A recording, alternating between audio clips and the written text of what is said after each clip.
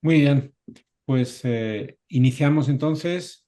Inicio con un saludo. Soy Ignacio Maroto, Provost y Head of Academics de Business, de Westfield Business School.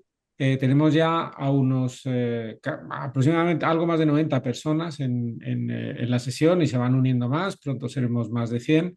Me cabe el honor de poder daros la bienvenida y de daros la bienvenida a este keynote y al inicio de este próximo periodo académico de Westfield, en el que siempre nos gusta abrir con una charla de interés de un ponente de primera fila. Hoy tendremos la oportunidad de disfrutar un keynote de Esther Trujillo con un tema que es de enorme actualidad después de la pandemia, las relaciones como motor de las organizaciones, claves y estrategia. Para presentar a Esther tenemos a Rafael de Cárdenas.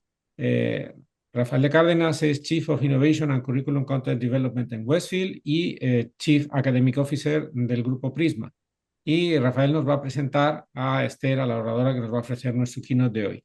Así que adelante, Rafa. Bienvenido. Ignacio, muchas gracias y a todos muchísimas gracias. Decías el número arriba de 100, ya vamos por 140 y voy a procurar hablar poco, pero significativo, porque lo importante es que ahora demos el mayor tiempo posible a Esther y que nos traslade su sabiduría y el mucho conocimiento que tiene de lo relacional, que es algo que consideramos en Westfield fundamental en general para un directivo y en particular, o persona que se dedique a trabajar en organizaciones y también en particular en el momento actual que vive el mundo. Brevemente, tenemos delante de nosotros a una figura mundial, top mundial.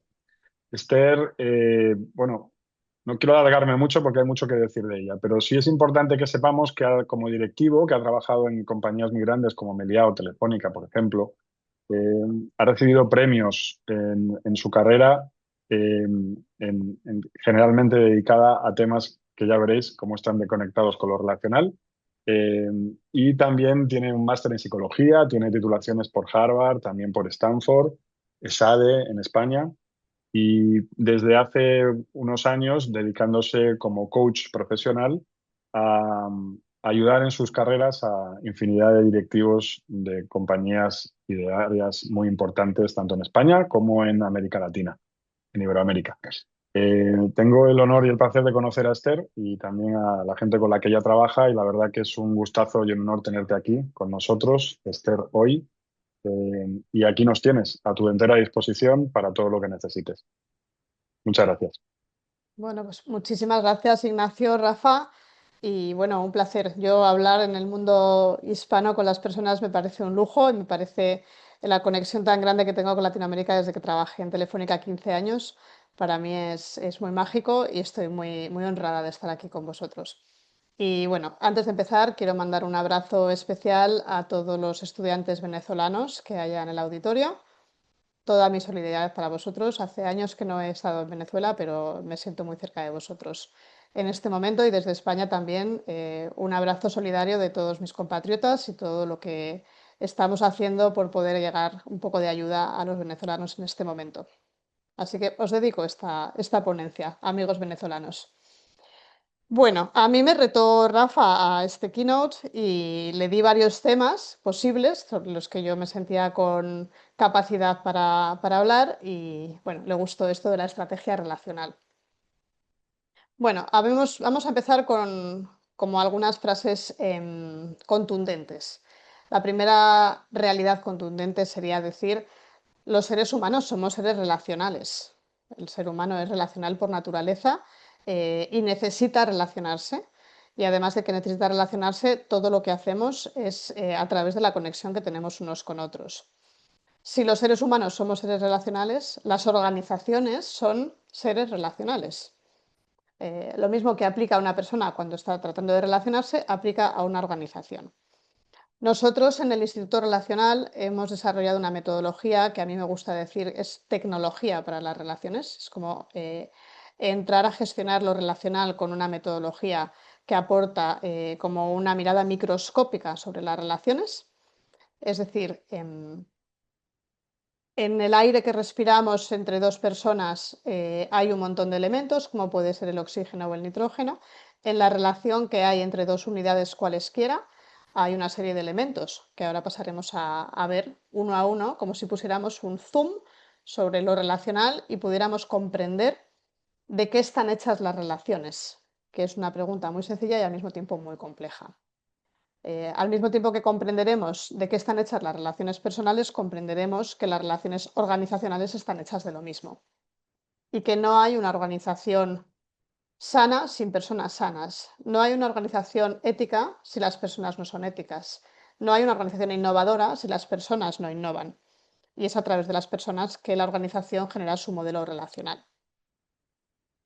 Hay otra realidad, que es que sabemos que lo que hace que funcione una organización son las relaciones. Y lo que hace que una organización se detenga son unas malas relaciones.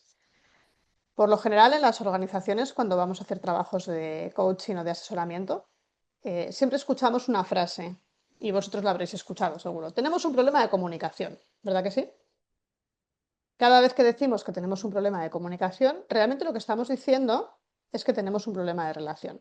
No se trata solo de la comunicación, se trata de cómo estamos gestionando la relación entre personas y, por supuesto, también entre departamentos o entre áreas o la propia organización con sus proveedores, con sus clientes. Hay un fondo relacional que sería como el engrase que permite que la relación fluya.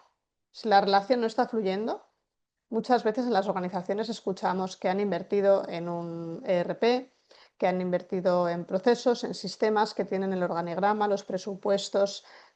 Está todo, pero las cosas no avanzan. Y cuando las cosas no avanzan, lo que hay debajo es una relación que está impidiendo que las cosas avancen. Entonces vamos a pasar como por 3 fases para comprender cómo funcionan las relaciones. Y en las 3 fases voy a hacer la doble mirada a la persona y a la organización, para que veáis un poco la conexión que hay. Y las 3 fases van a ser muy sencillas. Son pasado, presente y futuro. ¿Qué hay en el pasado de tus relaciones? ¿Qué hay en el presente? ¿Y cómo vas a construir tus relaciones en el futuro? Con toda esta metodología, lo que nosotros buscamos siempre es que las organizaciones consigan 3 objetivos muy claros, que son calidad relacional. Cuando hablamos de calidad relacional estamos hablando de generar modelos de relación que permiten que la organización, los equipos y las personas consigan los objetivos que se han planteado conseguir. Que la calidad de las relaciones permita la consecución de esos objetivos. El segundo objetivo es eficiencia relacional. Cuando hablamos de eficiencia relacional, estamos hablando de que se puedan conseguir los objetivos al menor coste posible. Y en este caso, coste emocional. Que se puedan conseguir los objetivos de la organización, de los equipos y de las personas con el menor nivel de sufrimiento posible. Y el tercer objetivo sería el equilibrio relacional. Es decir, que la organización permita generar modelos de relación donde nadie se siente perdedor o perdedora. Donde los modelos de relación hacen sentir que yo estoy recibiendo tanto como doy y no me siento dando más de lo que estoy recibiendo. Esos son los 3 conceptos que manejamos siempre: calidad relacional, eficiencia relacional y equilibrio relacional. ¿Cómo se logra esto? El primer paso es tomar conciencia de cuál es el modelo relacional actual. Esto es lo que antes he dicho, pasado, ¿no? ¿De dónde viene tu modelo relacional? Para comprender todo ese pasado relacional, analizamos algunos elementos. Por ejemplo, ¿qué momentos vitales significativos, qué hitos relacionales hay en la historia de la organización? Cuando trabajamos con directivos, le preguntamos a la persona qué hitos hay en su historia, la historia de la persona. Y entonces encontramos que las organizaciones, por ejemplo, tienen un momento vital que fue la salida de aquel fundador que creó la compañía, que generó un modelo de cultura en la organización y que un día decidió jubilarse y poner la organización en manos de su hijo mayor, o que el hijo mayor renunció y entonces apareció la hermana, o que hubo un proveedor que les rompió el stock y les dejó un proyecto sin terminar, o encontramos que hay el momento de la pandemia donde pasaron cosas especiales, o encontramos algún momento donde hubo una fusión o una compra, y esos momentos, ¿qué produjeron en la organización? Entonces, a través de todo el recorrido vital, analizando todo el hilo vital de la organización, aparecen como conceptos recurrentes. Y vemos que algunas organizaciones pues tienen un pasado relacionado con la prudencia, por ejemplo. Estoy pensando en una organización concreta ahora mismo, donde cada vez que van a tomar una decisión, alguien dice, cuidado, cuidado, no nos vayamos a equivocar. Y esto es algo que está presente en la organización. Entonces, analizar el pasado de la organización barra de la persona nos permite comprender qué elementos están dentro de su pasado que podrían facilitar o dificultar lo que la organización quiere lograr en el futuro. Y esta es una de las piezas que analizamos para componer lo que llamamos traza relacional, es decir, cuál es tu histórico relacional, qué cosas te han ocurrido. Otra cosa que analizamos son las repeticiones. Las repeticiones también están en los modelos de relación personales. Cualquiera de vosotros puede preguntarse, ¿qué es eso que siempre me ocurre? ¿Veis cuando uno se mira al espejo y dice, he vuelto a hacer lo mismo? Incluso, aunque no me dé buen resultado, he repetido lo mismo que me pasó la última vez, he vuelto a tener la misma respuesta, aunque no me esté dando buen resultado. Las organizaciones también hacen estos modelos de repetición. Es otro elemento que buscamos en la historia son cuáles son las repeticiones de la organización. Otro momento que analizamos dentro de la historia de la organización son los referentes. Fijaos, aunque el término liderazgo se utiliza mucho en el mundo del management y en las escuelas de negocio, nosotros trabajamos con otro concepto, trabajamos con el concepto de referentes. ¿Qué diferencia pensáis que puede haber entre un referente y un líder? Pues os voy a explicar, muy sencillo. Os pido, aunque no estemos con las cámaras encendidas, cerrad los ojos por un momento. Cerrad los ojos y os invito a que penséis por un momento en una persona que ha sido para vosotros una persona referente en vuestra vida. Una persona referente es alguien que ha dejado un legado en mí, es alguien que me ha dejado un impacto, ha tenido una huella en mi forma de relacionarme, de ser, de decidir. Vale, pensad en esa persona. Y ahora quiero que respondáis en el chat. Cuando tú estabas con esa persona, ¿cómo te hacía sentir esa persona? Escribid cosas en el chat. Cuando yo estaba con esa persona, ¿cómo me hacía sentir? Seguro. Respaldado, importante, tranquila, escuchada, validada, tranquila, motivada, segura, inspirada. Me retaba, importante, tranquilo, especial, confiada, motivada, escuchada, con ganas, apoyado. ¿Podía ser yo mismo? Justamente. Podéis abrir los ojos ya, ¿eh? Fijaos, todos estos conceptos se resumen en tres. Un referente es una persona que entrega al otro tres conceptos muy valiosos: seguridad, libertad y futuro. La seguridad tiene que ver, como cuando habéis dicho respaldado, por ejemplo, que yo seré respaldado si cometo un error, que yo no seré dejado solo si tengo una situación difícil. La libertad tiene que ver con la libertad de ser quien soy. Alguno de vosotros ha escrito, podía ser yo mismo. La libertad de poder ser quien soy, es decir, no estoy siendo empujado a ser otra persona diferente o ser de otra manera. Y el tercer concepto es futuro. Algunos habéis dicho retado, capaz, como que yo podré, yo llegaré, que yo soy válido.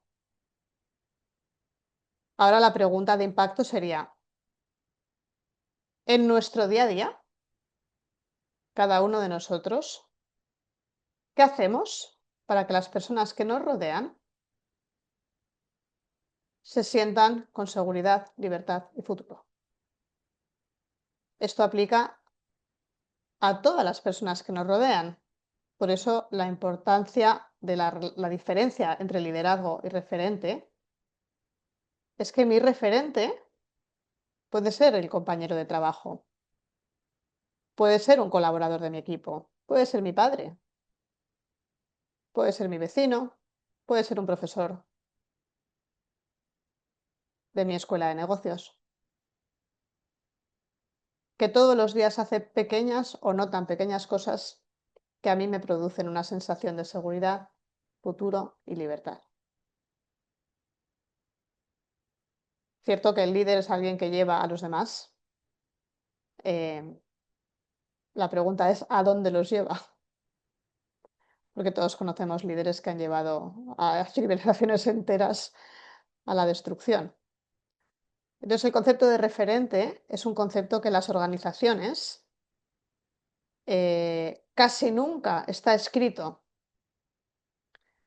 qué ha de tener una persona para ser un referente en esta organización.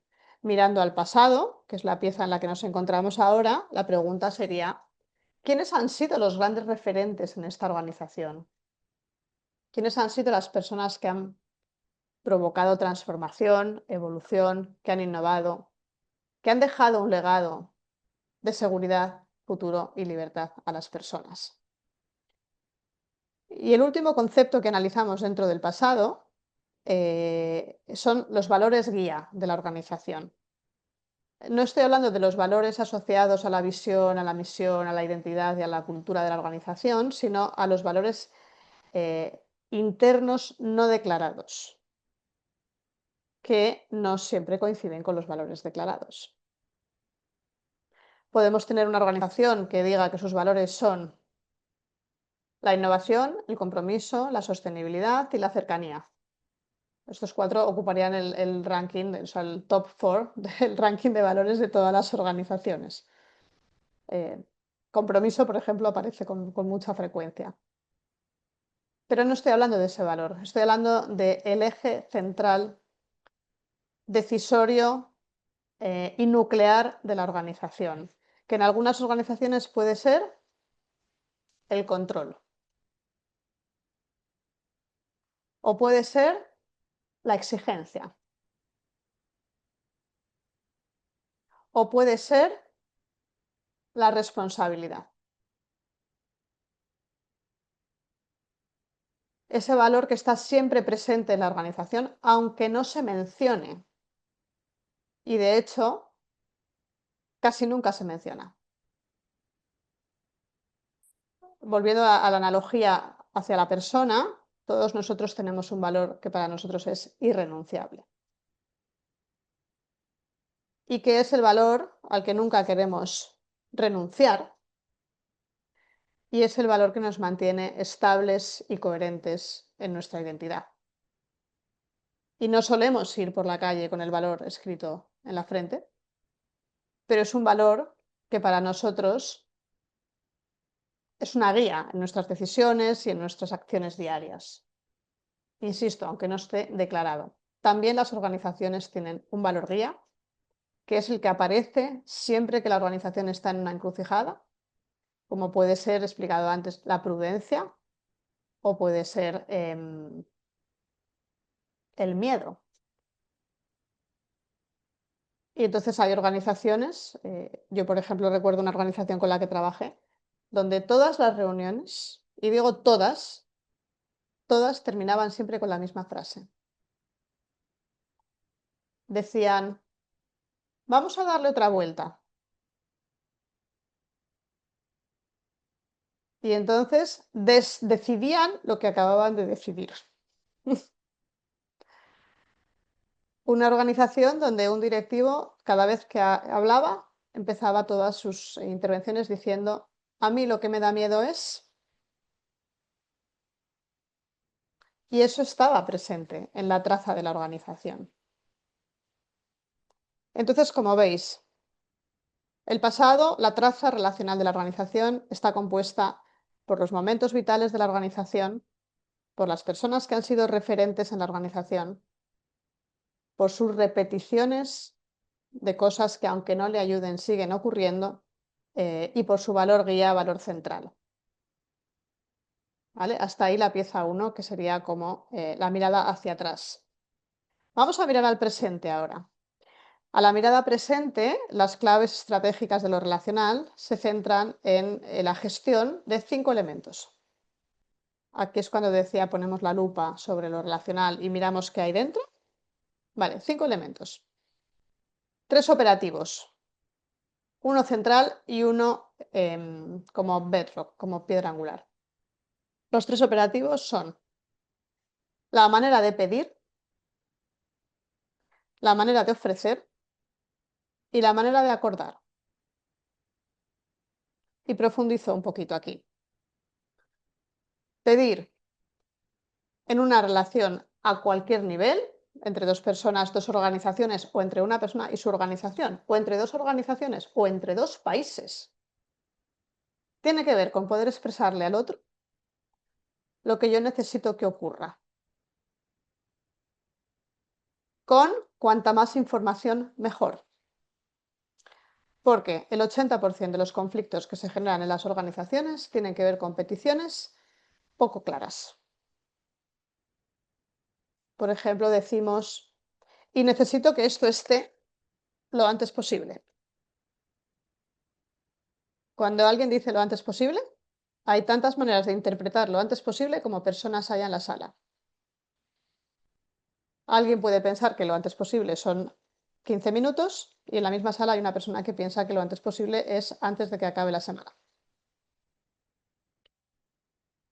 Por lo tanto, si dejamos un espacio para la interpretación subjetiva, las peticiones se pueden convertir en un conflicto. O necesito que el informe sea breve.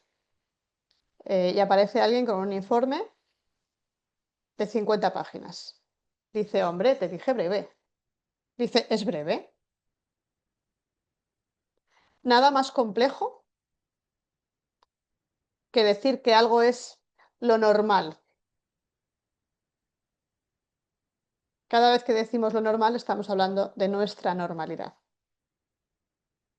Si me permitís la broma, yo siempre digo lo normal solo es un programa de la lavadora. A partir de ahí, mi normalidad y tu normalidad son muy diferentes. Y engancho con la parte anterior, porque venimos de lugares diferentes. Entonces, las peticiones tienen que contener información, plazos y responsabilidades.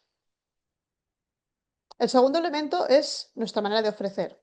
Ofrecer tiene que ver con proponerle a alguien algo que coincide con lo que el otro necesita, no con lo que yo quiero que haga o tenga. Es decir, cuando ofrecemos, tenemos una mirada sobre lo que el otro necesita, no lo que yo quiero. Y el ofrecimiento, al igual que la petición, ha de ser concreto. Es decir, cuenta conmigo para lo que quieras, no es un buen ofrecimiento.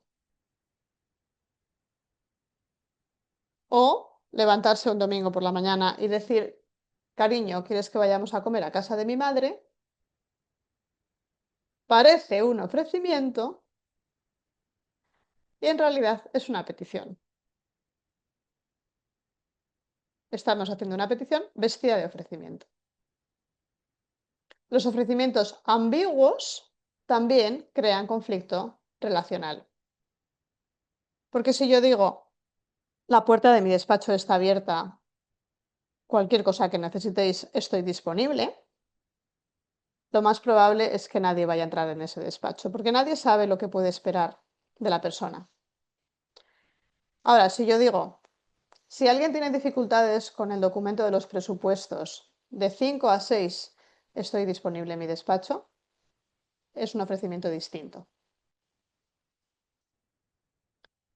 Entonces, cuando la petición y el ofrecimiento se encuentran, se produce un tercer elemento, que es el acuerdo,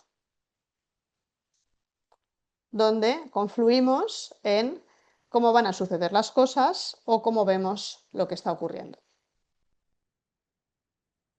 Claro que con peticiones poco claras y ofrecimientos poco claros se construyen acuerdos demasiado ambiguos que no se pueden cumplir. Y ese es otro origen de los conflictos organizacionales. Adicionalmente, como todos tenemos diferente traza, cada uno de nosotros tiene una forma distinta de pedir, de ofrecer y de acordar. Hay personas que prefieren morir antes de que pedir ayuda. Hay personas que piden con exigencia. Hay personas que piden desde el ruego. Hay personas que piden de forma muy ambigua. Hay personas que piden con mucha claridad. Hay personas que ofrecen constantemente, haciendo que el otro se sienta en deuda. Hay personas que ofrecen de manera vaga, sin concretar. Hay personas que ofrecen de manera clara, concreta, haciendo ver la necesidad del otro. Hay personas que no contemplan la posibilidad de incumplir un acuerdo o de renegociarlo. Y todos tenemos formas distintas de generar el acuerdo, de cumplir el acuerdo y de hacer cumplir al otro el acuerdo. Los acuerdos básicamente tienen que ver con el compromiso. Y, como digo, cada uno de nosotros tiene formas muy distintas de abordar el acuerdo. En el centro de estos tres elementos está un elemento central que es la escucha. Entendiendo que escuchar tiene que ver con escuchar lo que me dices, lo que no me dices, lo que sientes con lo que me dices, el sentido que tienen las cosas para el otro. No para mí. De manera que escuchar debería tener el objetivo, no de que yo obtenga la información que quiero, sino de que el otro se sienta escuchado. Y esto sé que es muy difícil. Los seres humanos probablemente lo que hacemos peor es escuchar. O estamos escuchando preparando la respuesta para el otro. O estamos escuchando para plantear la solución que nosotros pensamos que es la que hay que plantear. Pero rara vez hacemos una escucha plena. Dejadme que os dé un tip de escucha. ¿Cómo se nota que una persona está escuchando verdaderamente? Asiente con la cabeza, hace preguntas, hace espejo emocional. Si yo me pongo triste, se pone triste. Si yo me pongo contenta, se pone contento. Pero hay una señal que es absolutamente diferencial. Y os lo explico porque si alguna vez encontráis una persona así, no la dejéis marchar, porque hay muy pocas. La persona que escucha, de verdad, cuando yo termino de hablar, va a guardar silencio. No va a responder de inmediato. ¿Y eso qué significa? Significa que mientras yo estaba hablando, no estaba pensando en su respuesta, estaba escuchando.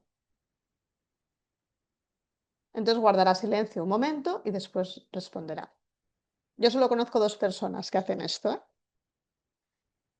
Si encontráis una persona así, es un tesoro. Cuando tú estás hablando, terminas de hablar y le puedes escuchar pensar. Y después te dice lo que opina. Esto por teléfono es muy inquietante porque la persona se queda en silencio y tú dices, hola, y te dice, estoy pensando. Claro, si yo no te escucho, no te voy a poder ofrecer lo que necesitas, porque no voy a conocer tus necesidades. Si yo no te escucho, yo no sé lo que te puedo pedir o no te puedo pedir. Y desde luego sin escucha no puede haber acuerdo. Y el quinto elemento, que es el elemento diferencial de nuestro modelo, es el reconocimiento. Y el reconocimiento es la capacidad que tenemos de comprender y actuar desde la plena conciencia de que el otro es otro. Y esto que suena muy sencillo, es muy complejo. Tiene que ver con comprender que la persona que tengo delante de mí es distinta a mí, que ha tenido una historia distinta, que piensa de una manera distinta, que ve las cosas de una manera distinta. El mejor ejemplo, dejadme que haga un pequeño dibujo aquí, es si yo me pongo delante de una persona con este dibujo. Rafa, te estoy mirando, ¿tú qué ves aquí? Un 9, Está ¿verdad? en mute. Pues yo te, De un 9, de un 9. pues yo te digo que es un 6. Y podemos estar 3 días discutiendo y yo puedo estar 3 días intentando convencerte de que es un 6 y tú puedes estar 3 días intentando convencerme de que es un 9. ¿Quién tiene razón? ¿Los dos o ninguno? Pero comprender esto, comprender que el otro tiene todo el derecho a entender las cosas de otra manera y que mis valoraciones, opiniones y juicios sobre ti son el resultado de mi historia, no de la tuya. Esto explica cosas tan sencillas como no sé por qué, pero me cae muy mal. Bueno, el otro no encaja en mis esquemas, en mi valor guía, en mi forma de mirar las cosas. Y entonces cuando hacemos modelos relacionales, encontramos muchas veces que las organizaciones no tienen un modelo de reconocimiento.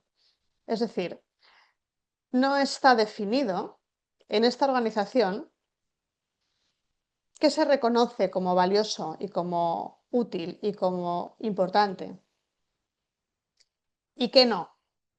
Y he dicho que no, porque no hablamos nunca de qué se premia y qué se castiga. No, no se trata de premio y castigo.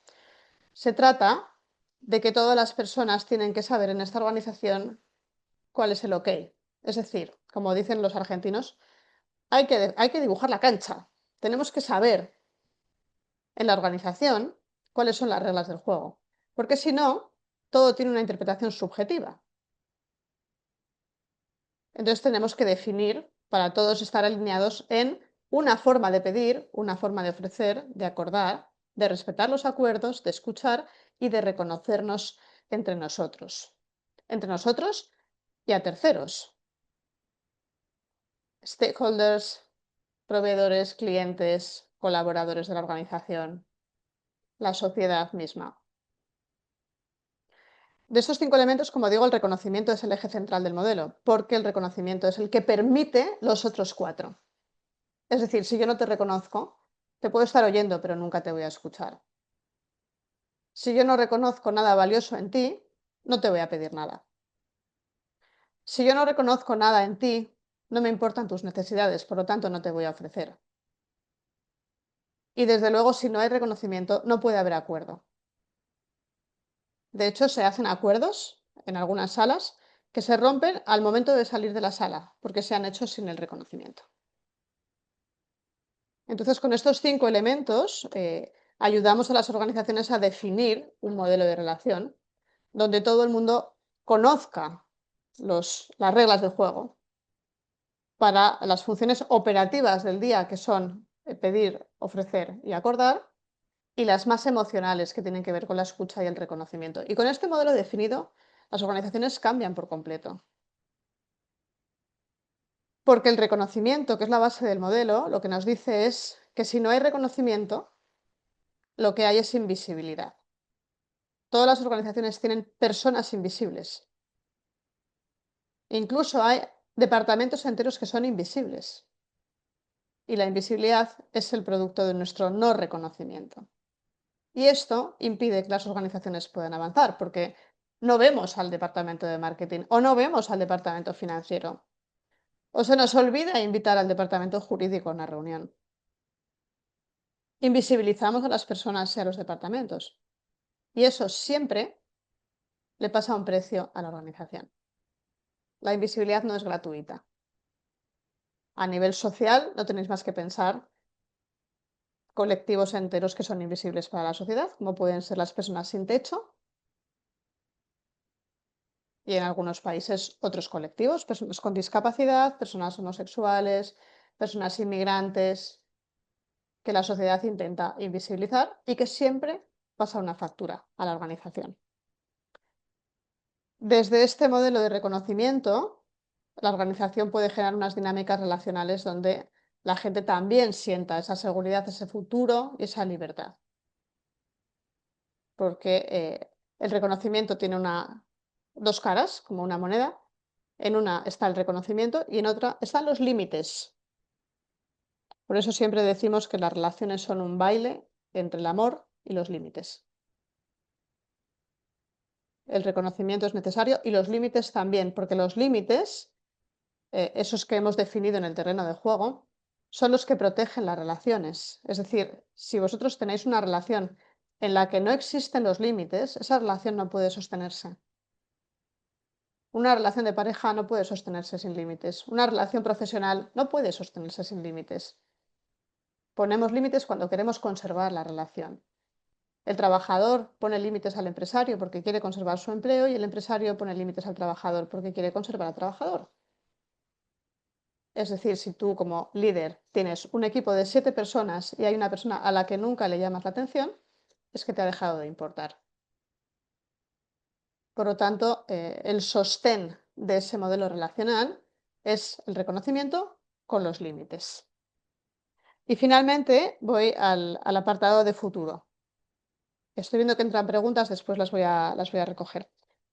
Bueno, en el futuro lo que me gustaría plantearos es que tiene que haber, la organización tiene que hacer un mapeo de sus stakeholders y de sus personas relevantes asociado a cada uno de sus objetivos estratégicos. Si yo tengo el objetivo de crecer en Latinoamérica, eso me generará un mapa de personas y grupos relevantes. Y si yo tengo el objetivo de digitalizarme, tendré otro mapa diferente. Entonces, desde el punto de vista relacional, la mirada sería mapear a las personas relevantes asociadas a cada uno de los objetivos estratégicos que la organización necesite cumplir, para poder tener identificadas a las personas, a los interlocutores y poder generar ese modelo de relación con cada uno de los grupos o personas relevantes asociados a un objetivo. Desde la comprensión de que somos seres tremendamente interdependientes. Es decir, el cumplimiento de un objetivo estratégico o menos estratégico, táctico, de una organización, de una persona, de un directivo o de un departamento, es dependiente de muchas otras personas. Si yo no veo esas dependencias, no voy a poder conseguir el objetivo. Por eso se paran muchos proyectos, porque estamos invisibilizando a algún stakeholder, a alguna persona relevante que tendría que estar involucrada, porque hay una invisible red de interdependencia entre todos nosotros. Una de las cosas que más trabajamos en los procesos de coaching es el tema de la falsa autosuficiencia. Directivos que creen que hacer todo solos les puede hacer mejores o les puede hacer más valiosos, ¿no? Cuando en realidad lo que están construyendo es un muro relacional entre ellos y el resto de las personas. Tú no eres autosuficiente, nadie es autosuficiente en una organización. Todos dependemos de todos y tomar conciencia de esa red de interdependencia es una de las claves. Y os dejo 2 claves más de cara al futuro, es decir, a lo que haríamos de cara al futuro. Una clave muy importante es la organización tiene que tener identificadas y tiene que poder gestionar una de las cosas más paralizantes en las organizaciones son las conversaciones pendientes. Es decir, los temas de los que no estamos hablando, porque no queremos hablar de ellos, por la razón que sea, y que lejos de quedar en un cajón, van generando todo un entramado de dificultades alrededor del tema, hasta que llega un momento en que es imposible abordar el tema. Incluso se nos ha olvidado la razón que generó aquella conversación pendiente. Esto, si lo bajamos a nivel personal, imaginaos un padre y una hija que no se hablan, no tienen un problema el padre y la hija, tiene impacto en toda la familia, ¿verdad?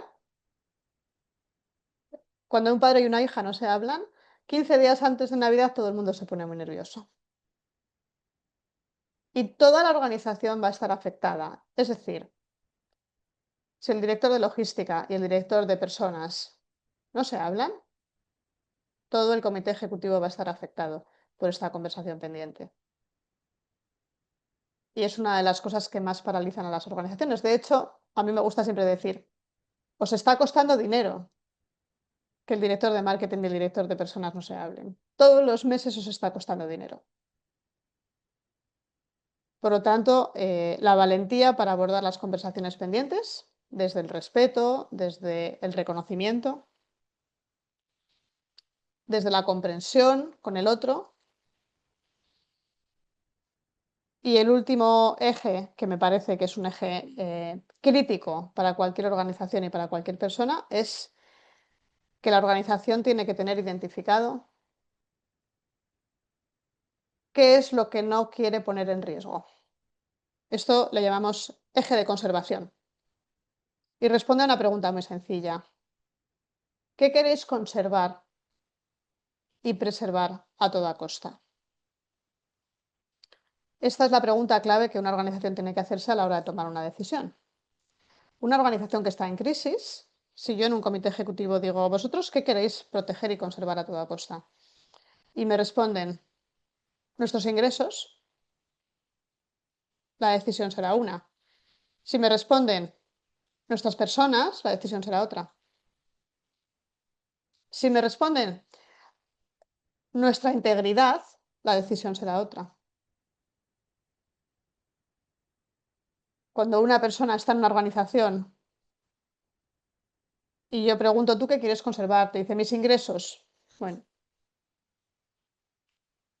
la siguiente reflexión es que detrás de cualquier cosa que yo quiera conservar hay una renuncia. Y eso es lo que hay que gestionar. Lo que elijo no lo tengo que gestionar. Es lo que me gusta, es lo que quiero. Lo que tengo que gestionar es la renuncia que ese eje de conservación me trae. Y si no puedo gestionar la renuncia, igual tengo que cambiar mi eje de conservación. Por eso las personas cuando tienen experiencias más o menos traumáticas, toman decisiones importantes en su vida. Como puede ser cambiar de trabajo, cambiar de lugar donde viven, cambiar de pareja, irse de una organización. Bueno, y con este último elemento que es el eje de conservación, que es una pregunta que hay que hacerse casi todos los días, ¿no? ¿Yo qué quiero conservar en la vida? ¿Yo qué quiero conservar en mi trabajo, en mi profesionalidad? Pues con esto concluyo. Pasado, presente y futuro que articulan modelos de relación en las organizaciones y también en las personas de las organizaciones. Y a partir de aquí veo que han entrado muchísimas preguntas. No sé cómo lo tengo que hacer. No sé si Rafa me puedes ayudar a ordenar esto. Estoy aquí para ayudarte en todo lo que necesites. Podemos ir o por orden, como han ido las preguntas, o tú puedes ir eligiendo como tú quieras. Yo te A puedo ir ver, que voy a sacando ver. preguntas del chat, como tú prefieras. 99 preguntas. Parece una maldición. Madre mía. A ver. Bueno, no, con 99 no, porque aquí hay mensajes de buenos días, buenas Sí, hay tardes. muchísimos. Preguntas son Vale, muchas vale, menos, pero ahora empezarán a salir. Ahora que ya hemos abierto el turno, seguramente vale. empezarán a subir muchas. Si quieres, podemos arrancar por una de Jimena Ramos, que dice, como líder, Venga, ¿cómo puedo establecer límites claros y expectativas con mi equipo? No sé si la estás viendo, si no, no la no la repito. estoy viendo, no. No. Vale. Como líder, ¿cómo puedo No, establecer límites claros y expectativas con mi equipo sin sentir que debo supervisar cada tarea constantemente? ¿Qué prácticas me ayudarían a generar confianza, promover la autonomía y mantener la ujú. responsabilidad por los resultados? Vale. Aquí, Jimena, has dicho, ¿no? Sí, Jimena. Jimena, te diría, la primera herramienta para poner límites y para gestionar el reparto de responsabilidades en un equipo se llama asertividad. Es el skill más valioso probablemente con el que una persona puede gestionar personas, donde no hay una relación de agresividad ni de imposición, pero tampoco la hay de sumisión y de supeditación. La asertividad consiste en tener la capacidad de decir que no, de poner límites de una manera educada, sin faltar al respeto y sin invadir al otro. Muchas veces en las organizaciones parece que la dificultad está en que el manager o la persona no está poniendo los límites adecuadamente, pero yo siempre invito a revisar si hay una correcta distribución de roles y responsabilidades, porque a veces el problema es estructural, es que no están bien repartidas las responsabilidades. Entonces, esto a veces genera una necesidad de clarificar roles y responsabilidades para después hacer un reparto de tareas equitativo.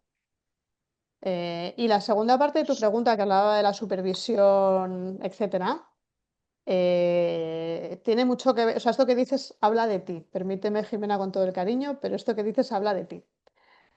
En las organizaciones, a mí me gusta siempre decir que lo contrario de la confianza no es la desconfianza, es el control.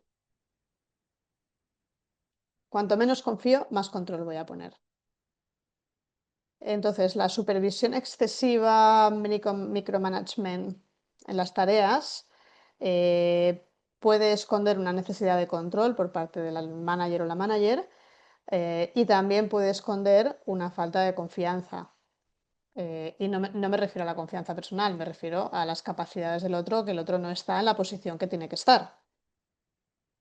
Entonces, si es tu caso, si te cuesta soltar la supervisión, te invitaría a revisar si las personas están en la posición que tienen que estar y tienen todas las herramientas de trabajo que necesitan, y hasta dónde es una necesidad tuya el tener el control de lo que está pasando y cómo está pasando. A veces, bueno, la recomendación es soltar poco a poco, eh, en la zona de seguridad, sin correr mucho riesgo, e ir dándole al otro camino para que vaya haciendo. ¿Ok? Muchas gracias. Hay otra pregunta aquí de Michel López que dice, ¿cómo mejorar la comunicación con un jefe autoritario que pide resultados, pero así se le pregunte, no indica cómo quiere estos resultados? Ujú. Vale, ahí te diría, lo primero te volvería a decir, necesitas ser asertivo, pero cuando hay este tipo de personajes en las organizaciones, esto es una demostración de que si el modelo relacional no está definido, y esto que voy a decir creo que es muy importante, en las organizaciones se instalan modelos no escritos que permiten cosas y que después es muy difícil borrar el modelo, me refiero, ¿vale? Por ejemplo, voy a poner un ejemplo muy sencillo. En una organización que yo he trabajado, empezaron a ampliar el horario porque tenían un golpe grande de trabajo y empezaron a trabajar 10, 12, 15 horas diarias. ¿Vale? Este modelo se instala, obviamente en ningún lugar dice aquí trabajamos hasta la extenuación, porque eso no se deja por escrito en ningún lugar, pero se instala. Y las personas que hacen esto empiezan a ser más visibles, más aplaudidas, más reconocidas, más promocionadas. De forma que la persona que se marcha a su hora, cumpliendo sus tareas, es el apestado o la apestada. Cuando se instala un modelo así, en el que se permiten comportamientos tóxicos, autoritarios o destructivos, es muy difícil cambiarlo. Son modelos no escritos, pero a veces se instalan, y arrastran a todo el mundo. Porque una de las cosas que más eh, se ve en las organizaciones es el ejemplo, con la dificultad de que el ejemplo negativo crece muchísimo más deprisa que el positivo. Es decir, si mi jefe tiene un comportamiento excelente, yo puedo mirar hacia la excelencia, pero si mi jefe tiene un comportamiento tóxico o corrupto, está dando por bueno esos comportamientos. Es decir, todos los que trabajen alrededor, si eso no tiene consecuencias, van a dar por válido ese comportamiento. Y uno de los elementos más destructivos en las organizaciones, ¿sabéis cuál es? La impunidad. Es decir, que las personas hagan cosas feas y no haya consecuencias. Y no hace falta que roben, es suficiente con que lleguen tarde todos los días o con que confirmen la asistencia a una reunión y no acudan. Esos comportamientos que quedan impunes son muy destructivos en los modelos relacionales. Más cosas. Muchas gracias, Esther. A ver, aquí hay una pregunta de Cindy Cueter que dice, ¿cómo impacta la calidad de las relaciones dentro de la organización en los resultados del negocio? Ujú. Bueno, la ecuación más o menos es la que he puesto al principio, ¿no? La calidad relacional permite que las personas sean eficientes en un entorno de seguridad, Y eso permite que se cumplan los objetivos del proyecto. Si eso lo sumas todos los proyectos de la organización, es un impacto económico, sin duda. Y lo segundo es otra cosa que he explicado, que es que las relaciones que se generan sin reconocimiento, donde las personas se sienten invisibles, siempre pasan a un precio a la organización. Las conversaciones pendientes pasan a un precio, los reconocimientos pendientes pasan a un precio.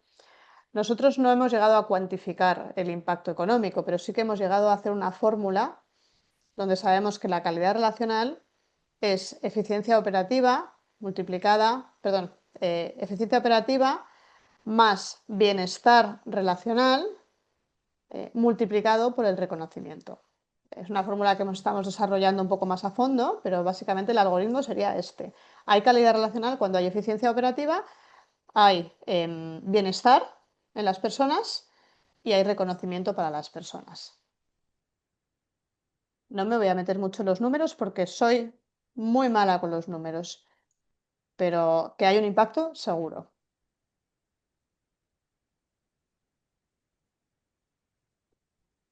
Hay una pregunta aquí sobre los CEOs, sobre los directores generales. Ajá. ¿Qué hacer cuando un CEO es cerrado a la comunicación? Pues cambiarlo, ¿no? Directamente. El año pasado estuve en el World Business Forum y estaban dos de mis grandes referentes, que son Adam Grant, que seguro que sabéis quién es, y Brené Brown. Y Adam Grant abrió un turno de preguntas con una aplicación que había y yo lancé una pregunta y sorprendentemente la cogió porque tenía 15.000 preguntas, pero cogió la mía. ¿Cuál es la primera cualidad esencial que tiene que tener un CEO? La cual, o sea, sin la cual no puede ser CEO, ¿no? Y dijo su capacidad de escuchar y comunicarse. Y estoy 100% de acuerdo. Una persona que tiene dificultades para comunicarse o tiene una primera línea fortísima y es un estratega impresionante y tiene otras muchísimas fortalezas que de alguna forma pueden reducir el impacto de su mala comunicación, pero es que lo que se comunica desde arriba impacta en toda la organización. Entonces yo creo que habría que entrar a saber si es una dificultad técnica o es una dificultad emocional o qué tipo de dificultad, porque son muchas las razones por las que una persona no sabe comunicarse. Es que se expresa mal, es que se bloquea, es que no le gusta hablar con la gente, o sea, habría que entrar un poco más, ¿no? Pero diría que es una de las cualidades imprescindibles de un CEO. Sin duda alguna, muy de acuerdo. Bueno, aquí preguntan cómo te encuentran en redes. Ah, Cómo sí, pueden... voy a poner aquí. Vale, aquí me tenéis. Voy a poner mi correo electrónico.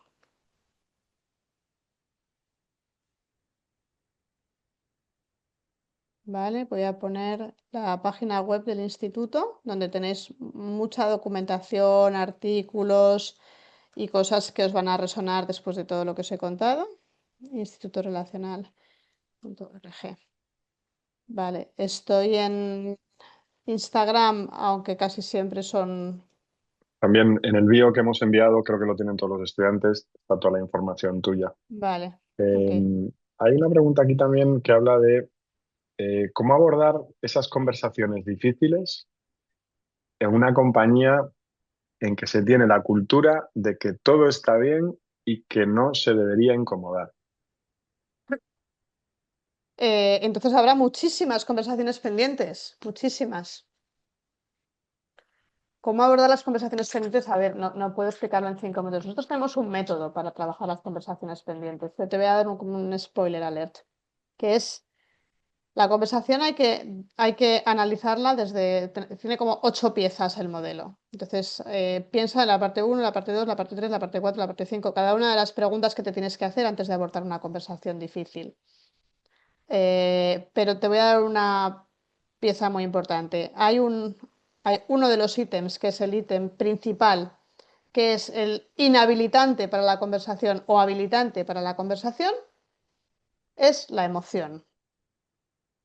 Es decir, cuando yo voy a abordar una conversación pendiente, si no estoy en la emoción adecuada, la conversación no va a ir bien. Si yo voy a entrar en una conversación con el miedo con el rencor, con la rabia, con la ira o con el desprecio, esa conversación no puede ir bien. Por eso muchas veces cuando preparamos conversaciones organizacionales, no, pero yo ya lo intenté, pero no salió. Bueno, claro, si tú vas en esa emoción, es como la llave que te permite entrar, ¿no? Yo a veces lo explico como si fuera el arco magnético del aeropuerto, ¿no? Tú vas a pasar por allí y dice, no, miedo, deja el miedo en la puerta. Tú no puedes abordar una conversación difícil en un estado de ansiedad, de miedo, de rabia, de reproche, porque aunque no quieras, eso se va a mostrar. Os estoy poniendo también que estoy en LinkedIn, pero en LinkedIn estoy con este correo electrónico, porque si no, no os dejará acceder. Muchas Y gracias, alguien Esther. dice, qué pena que no veo los datos de correo e Instagram de Esther. Alguien dice esto, pero esto lo estoy poniendo aquí en el chat. No te preocupes, si nosotros se los hacemos llegar. Nada, olvídate de eso que se los hacemos llegar. Vale. Eh, eh, Dices, es que hay muchas preguntas relacionadas un poco con lo mismo, ¿no? Cómo hacer acuerdos con personas antiguas que piensan que lo que hace está todo bien. Aquí hay una que está un poco más. Mira, dice Ernesto Carrillo, dice, ¿cómo saber si mi influencia se basa en autoridad, en confianza o en inspiración? Hmm. Em, ¿Cuál dirías que es la diferencia entre poder y autoridad? Es muy sencillo. El poder te lo dan, la autoridad te la ganas. Es decir, yo ahora digo, Rafa, te nombro presidente de Estados Unidos, le doy el poder, la autoridad se la tiene que ganar. Y la autoridad tiene que ver con el reconocimiento. Esto es muy frecuente en personas que están muy recientemente promocionadas y les cuesta mandar, les cuesta ocupar el espacio.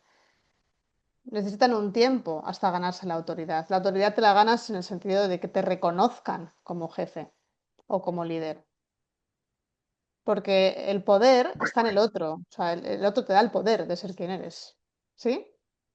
En el mundo de la docencia, igual eso resuena también, Ignacio, es el alumno el que da autoridad al otro para enseñar. Yo puedo estar aquí hablando 5 horas, pero si los que me están escuchando no me dan la autoridad de hablar, no me dan la autoridad de tener un discurso que ellos quieran escuchar, entonces la autoridad te la da el otro. El poder te lo pueden dar, pero eso no significa que tengas autoridad, porque el poder no va acompañado de reconocimiento, necesariamente. Por eso hay países en los que hay un gobernante, el 50% del país le da autoridad para gobernar y el otro 50% no le da autoridad para gobernar.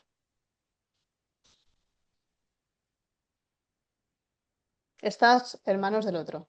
En cuanto a autoridad, estás en manos del otro.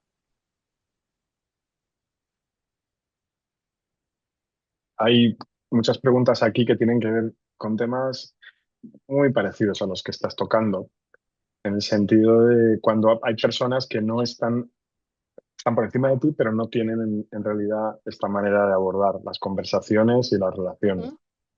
Eh, Aquí Patricia Elena Luis Palacios nos dice, ¿cómo puede un líder mantener relaciones auténticas y de confianza sin perder el enfoque en el cumplimiento de las metas? Ah, no, es que te diría, no es que sea, no es disyuntivo, al contrario. Yo te haría la pregunta inversa, ¿cómo puede alguien conseguir sus metas y objetivos sin ser un líder cercano y carismático?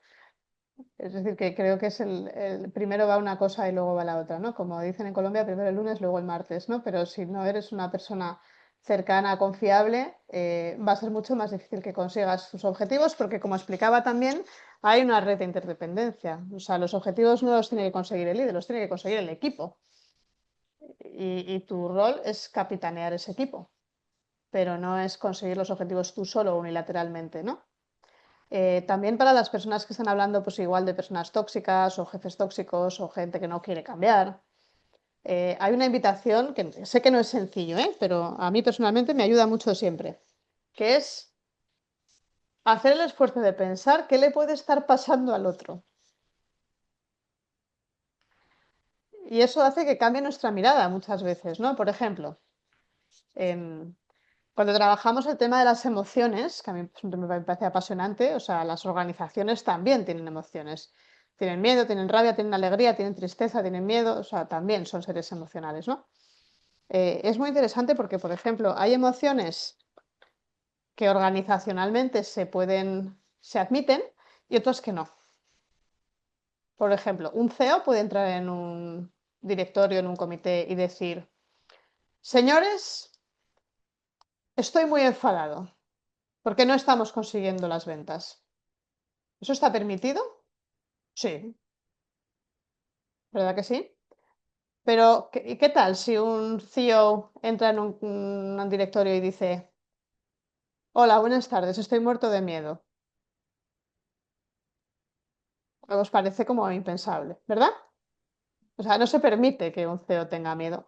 ¿Y entonces qué hacen? Se enfadan. Entonces, entra un CEO pegando gritos porque no se han conseguido las ventas. Detrás de ese enfado está el miedo. Y luego tienen otra forma, comunicacionalmente tienen otra forma de vestirlo, que es decir, estoy muy preocupado. La preocupación, señores, es un grado pequeñito de miedo. Es decir, si tu hija adolescente llega a un cuarto de hora tarde, estás preocupado, y si llega a 3 horas tarde, tienes miedo, y si llega un día tarde, estás en pánico. Por lo tanto, la preocupación es miedo. Lo llaman preocupación porque no dicen miedo.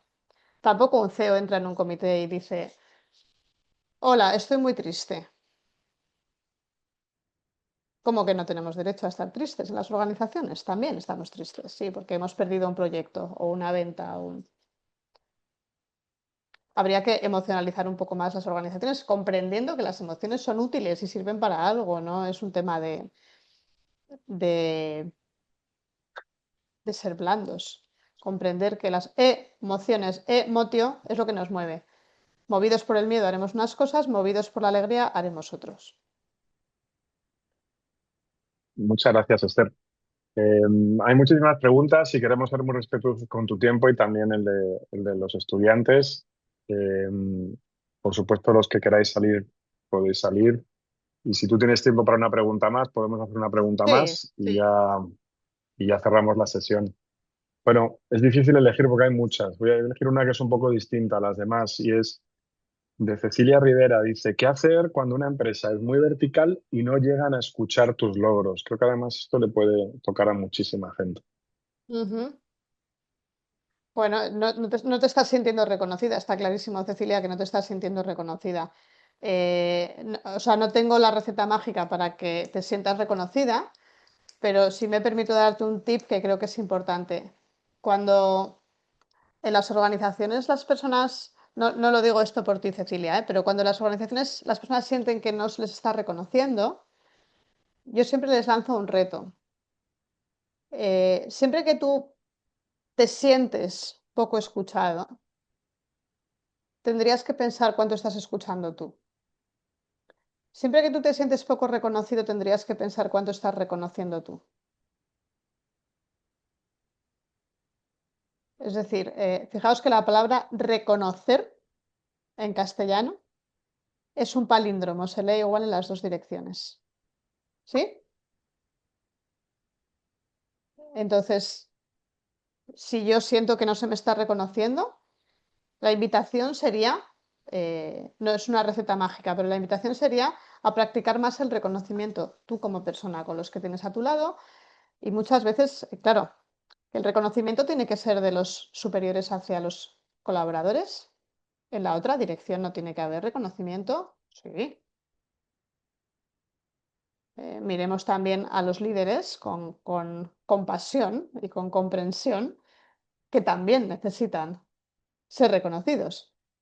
Y a veces en pequeños espacios profesionales y pequeños equipos, cuando alguien comienza a hacer reconocimientos, empieza a recibirlos.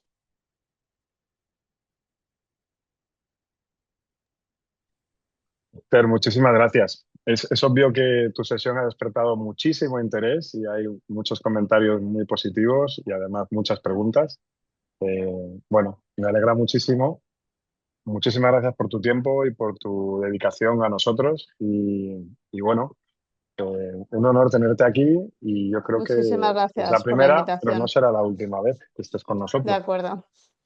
Pues estaré encantada de volver con vosotros. Ya ves ahí los comentarios y el Muchas agradecimiento. gracias a todos. Muchas gracias, Esther, por todo. Muchas gracias. Hasta pronto. Chao.